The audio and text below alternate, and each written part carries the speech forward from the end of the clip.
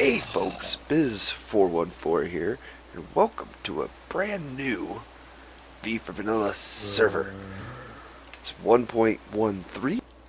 I actually had a bunch of stuff recorded, like 4 hours or so that I recorded the first night when we started the server. We all spawned on this little bitty island together, and hung out for quite a while in a group chat, but I didn't have my mic recording properly on OBS, and so I just really don't have any footage I can use. But it was a lot of fun. Everybody had a great time exploring new 1.13 stuff, playing Minecraft for the first time in a long time for most of us, which was a lot of fun. It was great having the old group back together again. I got trapped in a shipwreck here on the island my first night. It was terrifying. Never seen a phantom before. It was horrible. But yeah, this is our spawn town area. We ended up picking this kinda. It's not a true island. It's connected to land north, I believe, but it's a nice peninsula that's got this nice big lagoon in it. Very, very watery. We've got, as you can see, a whole bunch of coral fields right here, directly south of spawn. There's some more over there to the east. This is my place right here, my little starter house. It's pretty well done. I'm gonna do a little bit more fancying up on the exterior, get some lighting hid so that I don't got just torches everywhere. But as usual, I like to have kind of like every bit of crops growing at my place at the start. So I've got some netherwort here, courtesy of RJ. He brought some community netherwort back from the nether for everybody, which was awesome of him. I've got some reeds growing. I've got vines. I've got pumpkins. I've got melons. Around here in the back, I've got a little covered garden area thing. I used to have chickens in here, but I've got more fish than I know what to do with at this point. Plenty of other sources of food, so I got rid of the chickens. We've got all the crops growing in here. We got, what are those? Beetroot, carrot, potatoes, and then a bunch of wheat. Got cocoa beans. I had some footage where Tricky and I went on an expedition to the jungle. No audio. Couldn't use it. But Tricky and I did it. We went and got some jungle saplings and some cocoa beans and brought them back. We're trying not to go too far away from spawn right now, just because I think there might be like a bug right now in 1.13 where structures don't generate properly, like witch huts and shipwrecks and buried treasure and stuff like that is not spawning at the rate that it should, or not generating at the rate it should. So hopefully 1.13.1 fixes that. I could be mistaken about that, but that was the reason I was given for why we are supposed to stay close to spawn here. I almost hit you, I'm sorry. Close to spawn here. So I really haven't left the island. Other than my trip to the jungle with Tricky, I've gone north. We've got some extreme hills due north a little bit. I've gone there to like farm ice and stuff. But yeah, everybody's pretty much stayed within like a few hundred blocks, 1,000 or so blocks of spawn. Nobody's like gone like 5 or 10,000 blocks off in any direction. Yeah, coming inside the house, let's continue with the house tour. We've got a little kind of living room area space. We've got a little couch here, TV or art, however your imagination wants to treat it. Got a little kitchen table set going on here. Some storage for dried kelp and mob drops and flowers and stuff apparently. Jukebox. A couple records I found in a dungeon. I've got my potion brewing set up here. This is my quick and dirty little auto potion brewer guy. So all you do, like if I wanted to brew a health potion, if you've never seen this guy, I just got, you know, your bottles go in on the side, and then just super simple. Whatever you wanna brew, just pop it into your item hopper in the order the ingredients go, and it'll just filter on in there as it should. But yeah, I've got storage for all my brewing ingredients here, storage for potions there, little oven, little hood for the oven, sink, infinite water source with these waterlogged blocks, which are amazing. I love these. So like, can I dump this in there? Nope, I can't. Okay. Well, anyway, if I had an empty bucket, I could pull water out of this and it wouldn't disappear. It's because, you know, 3 water sources there. So it's an infinite spring. So cool. We got our extra storage here for seeds, wheat, cocoa beans, and things. We've got food. We've got also food. We've got a bunch of barking dogs. Found those on our trip to the jungle with Tricky. Upstairs, we've got our enchanting setup. So I've got my enchanting table, anvil. We've got some various assorted weapons that I've been making. Gonna add channeling to this guy. Got a pretty awesome. This bow was like one of the first bows that I fished out of my auto fisher. Crazy. Like I added to it, but I think it started out with like power 3 or power 4 and mending, flame, punch 2, unbreaking. It was pretty crazy bow, like almost perfect bow right off the bat. We've got our looting smite sword. I've been carrying my sharpness sword with me. Got an infinity bow. Got a smite axe. Got a silk touch pick. Got a basic diamond shovel. That's pretty much all the diamonds I got. For armor, we've got protection 4. We've got this that needs upgraded. We've got this that needs replaced. I don't know. It's just garbage. I don't know why I even like enchanted that. And then pretty decent boots. Got a fish. Gunther.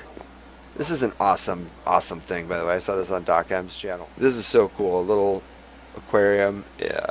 You like suspend the block with sticky pistons. You use sticky pistons to like suspend this water here, and it doesn't go anywhere as long as you don't update the blocks on either side or in front of this. It should stay like this forever unless a future update breaks it. Sometimes you'll swim back and forth in there like a real fish tank. It's pretty neat. Everybody got one of these at the beginning of the season as a gift. Turtle shell helmet. It's pretty sweet. Gives you some water breathing effects. I got my first iron armor suit. Let's see, I think I've got my first stone sword, first iron sword here. We got a deck. Got a little deck out here. Come out and see the night. I put fence gates here so I can actually get up on the roof proper, like if I'm trying to fight phantoms or something like that. Which those things are terrifying. Even with full diamond armor, they'll still do quite a bit of net damage to you. But they're not too hard to fight once you get it figured out. Just kind of gotta like intercept them as they dive bomb you, but they're still just terrifying. They scream and they screech and they're horrible. Sleeping makes them not come, so I've been being sure to get a good night's sleep at least every few days. Yeah, that's kind of the house tour. I do have a basement. It's just storage. I've got newly created ender chests I haven't started using. Furnaces, and nothing special about these. It's just furnaces. They're not like fed fuel or doing anything auto at all. And then we've just got storage for wood. I have no acacia yet, but I've got all the other kinds of wood. I think somebody has acacia. Got a bunch of stone. The usual. So over here, you know, we've got storage. Over here, we've got a little bit of extra crazy going on. So this area right here is our little auto fishing area, which I've got two. I've got two designs here. The first design is, can I stand up there? No. The first design is one that I saw on, I think Zasuma's channel. And it works pretty decent. I need my pole.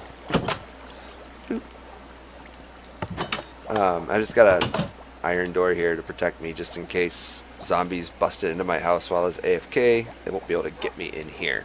So we've got glass, you know, access above here. So we've got access to the sky. You've got an item frame there. And basically you aim at like the very bottom corner of the item frame. And it fishes and you can see the, you know, you're interacting with the item frame, so the item's spinning. Once you catch something, bobber will go up, trigger the trapdoor to close. There you go, you just saw it. This thing is a little buggy. It works pretty well, but like the sweet spot for where you have to aim is very narrow. So I ended up seeing this design on Doc M's channel, and this thing is really, really good.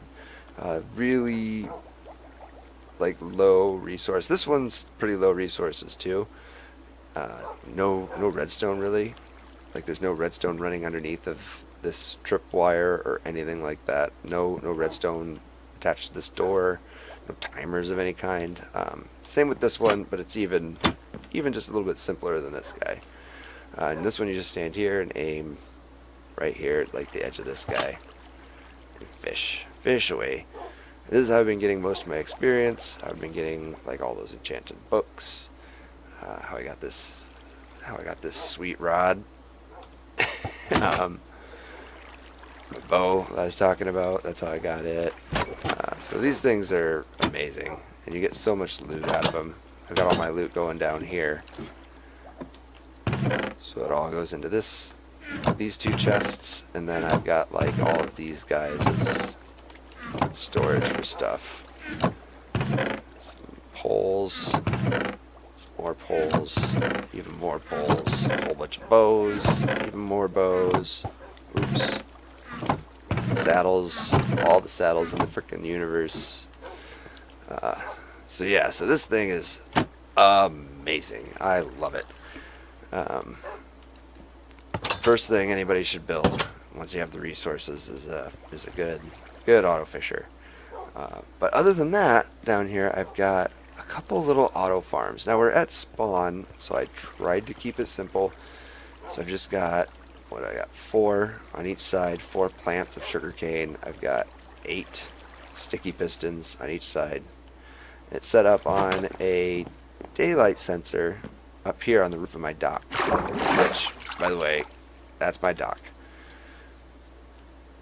Nice little dock. Covered thing. I could stand out here and fish if I wasn't wanting to use my auto fisher for some odd silly reason. But yeah, I got my boats parked under here. This is kind of neat. You can like just pull in here and dock your boat, hide your boat under there. Pretty neat.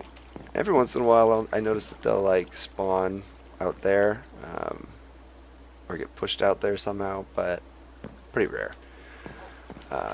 But yeah, I was saying there's daylight sensor up there on the roof. Could we see it from here? Like a bird. I'm all over the place.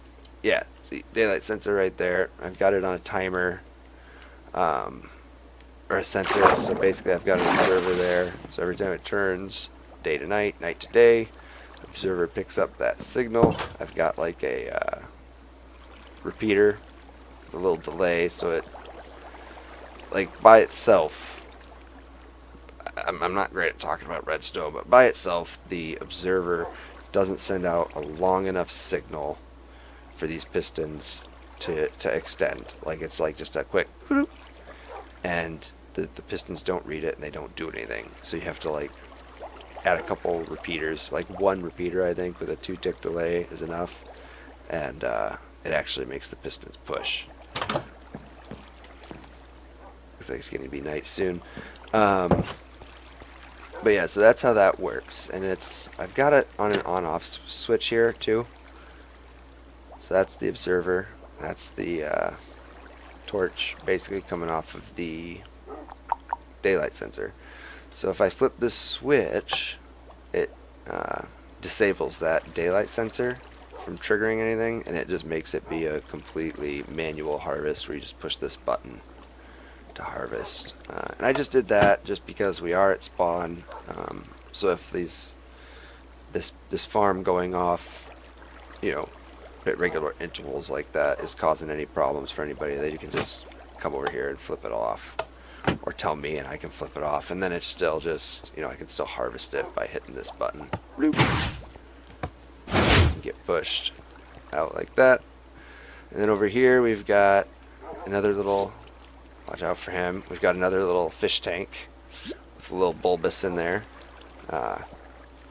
He was originally going to be in my bedroom, but he was hurting me, because if you get too close to them, they will poison you.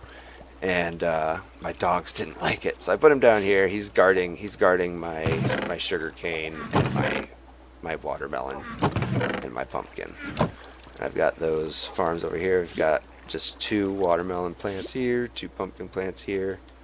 They get harvested and pushed into these bubble streams, bloop, bloop, that take them up here. Oh, and I didn't mention this, bubble streams here, these guys. So these get pushed down in this trough into these bubble streams, and this one goes overhead, you know, where you've got this water coming down. So it goes bloop bloop over there into that guy. Pretty awesome. Moving items around with the bubble channels is like one of the most satisfying things, I think, about this new update. I love it. It just makes so much sense. But yeah, that's all I've got for today. I just wanted to tack that little bit on. Thanks for watching, folks. I hope you enjoyed, and I'll see you next time.